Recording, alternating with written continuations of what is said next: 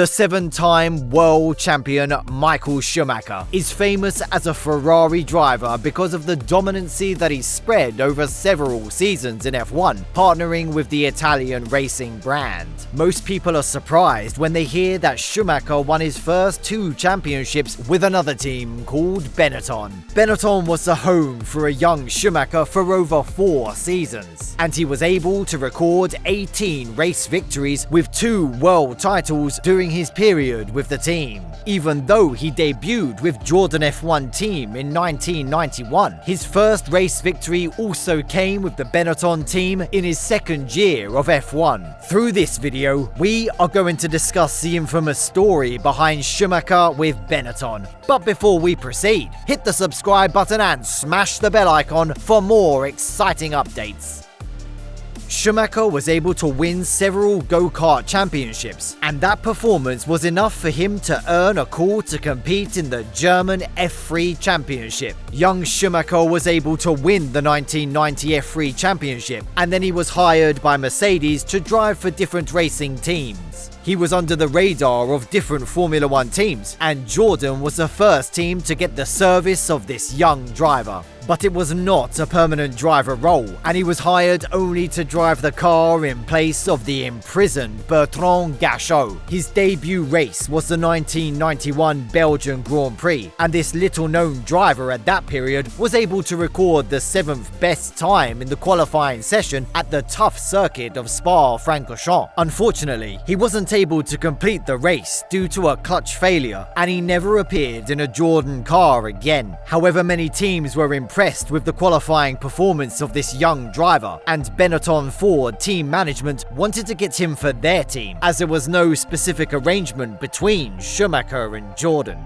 But Jordan's F1 team blocked his move to Benetton through an injunction. Jordan lost the case as they had no final arrangement for a permanent role with the German driver. He was able to compete in 6 races under the Benetton brand in 1991, just scoring only 4 points. That year's Benetton Challenger was not strong, and his best performance was a 5th place finish at the Italian GP. According to the agreement that he signed with Mercedes in 1990, there was a clause that Schumacher should drive for Mercedes if they entered Formula 1. The Mercedes-powered Sauber team was busy in planning their debut season, and according to the clause, Schumacher was in a position that needed him to take on permanent duties with the Sauber team, but Schumacher had no intention to race for the Sauber team.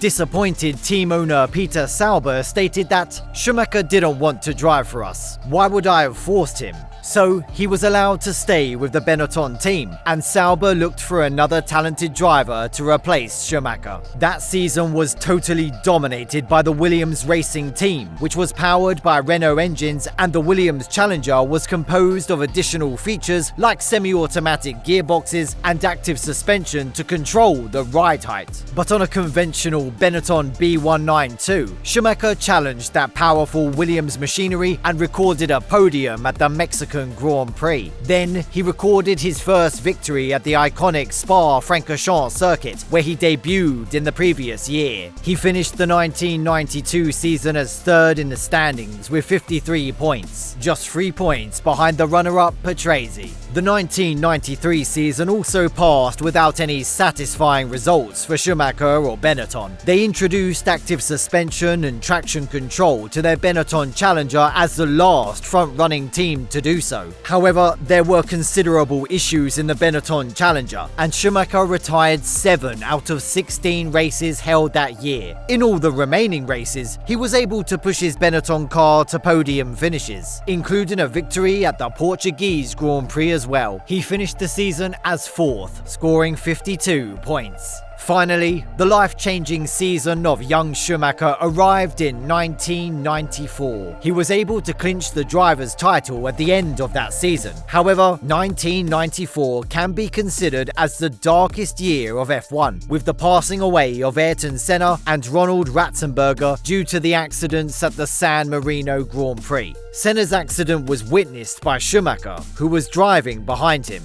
Schumacher was very dominant in the first half of the season, recording 6 victories out of the first 7 races. He missed the victory of the Spanish Grand Prix as a gearbox failure left him stuck in 5th gear for most of the race. However, he was able to finish the race in 2nd place, and that is one of the best pieces of evidence of the power of the 1994 Benetton Challenger. However, the FIA started an investigation related to the braking system of McLaren and Benetton with a suspicious electronic aided braking system. They refused to hand over the source code to the FIA, and after investigations, the FIA discovered hidden functionality in both teams' software and fined $100,000 for the violation of regulations. There was another accusation against the Benetton team about the usage of the launch control system to get a perfect start for Schumacher, but there was no evidence to prove the actual usage of such software. Schumacher was black flagged at the British Grand Prix as he disobeyed the orders of the race control. He overtook the rival championship contender Damon Hill in the formation lap, and race control gave a penalty to Schumacher. But Schumacher ignored the penalty, and then he was immediately called to pit with the showing of the black flag. As a punishment to the incident that happened at the British Grand Prix, he was given a 2-race ban.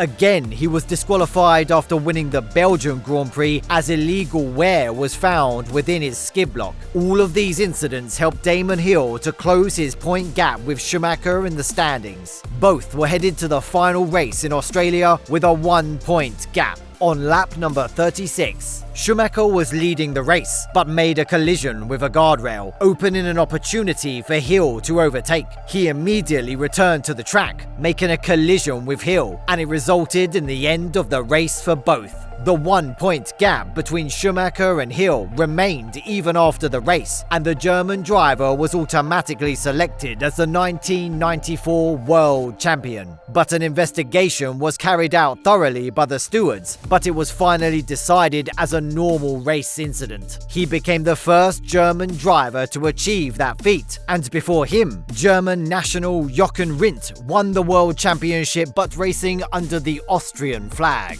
Benetton prepared well for their 1995 title-defending season and fixed a Renault power unit to their Challenger instead of Ford, trying to make it almost identical to the Williams Challenger. However, FW16 was better performing than Benetton's B195. That was not a big issue for Schumacher, as he was confident about his skill. With the help of the consistent performance of his teammate Johnny Herbert, Schumacher was able to clinch that year's Constructors' Championship in addition to the driver's title. The Schumacher-Hill rivalry continued for the 2nd season of the F1 Championship, and they collided several times throughout the 1995 season. Schumacher records 9 victories out of 17 races in that season, with a total of 11 podium finishes. He was strong and never qualified worse than 4th, except in the Belgian Grand Prix. He was 16th at the end of a poor qualifying at Spa-Francorchamps, but again, it was not a big issue for the German driver, and he charged through the pack to claim the victory at the end of the race. On that year, he won the championship with a big gap of 33 points to the next nearest rival, Damon Hill. He left Benetton at the end of the 1995 season, 1 year before the expiration of his contract, and joined the Italian racing marquee Ferrari. However, it was a much riskier decision at that stage, as the last time they won the driver's title was 1979. Citing the reasons to leave Benetton, he pointed out the team's damage in action in the 1994 season as the major reason. He signed a 2-year deal worth $60 million with Ferrari, and 1 year later, he lured Benetton's chief designer Rory Byrne and its technical director Ross Brawn to Ferrari, hurting his former team, which helped him win 2 drivers' titles. So he betrayed Benetton and embraced the Italian racing colours in search of more and more world titles. With years of underperformance and financial instabilities, Benetton team totally disappeared from the Formula 1 championship.